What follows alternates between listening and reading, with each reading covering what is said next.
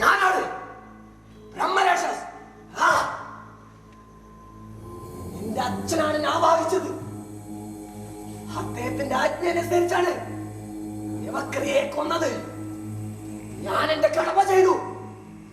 പകരം സ്വയം നഷ്ടപ്പെട്ട് തീരാ വേദന നനയുന്നു. എന്നെ സഹായിക്കണം വസു.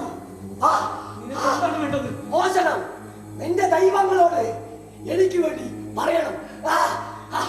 ഇന്ദ്രദേവ, അങ്ങ് കേട്ടല്ലോ, അങ്ങേക്ക് സഹായിക്കാവോ?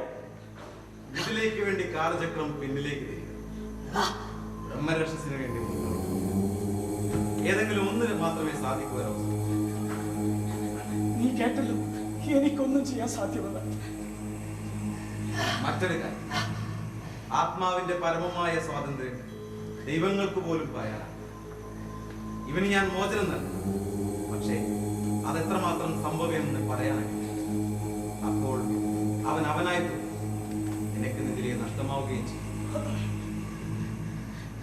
കേട്ടല്ലോ, എന്നോട് ശ്രമിക്കണം.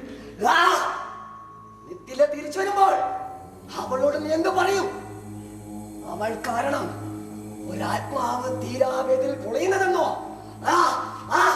ഇന്ദ്രനോട് നീ ചോദിക്കുന്നത് വനമല്ല, മറിച്ച് നിത്തിലയെ നരകഗർത്തത്തിലേക്ക് തള്ളിയിടാനുള്ള സമ്മതമാണ്.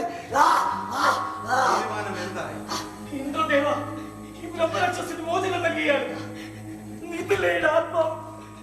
അതാണ് ആഗ്രഹിക്കുന്നുണ്ടാവുക. നിന്റെ ആഗ്രഹം പോലെ നടക്കും.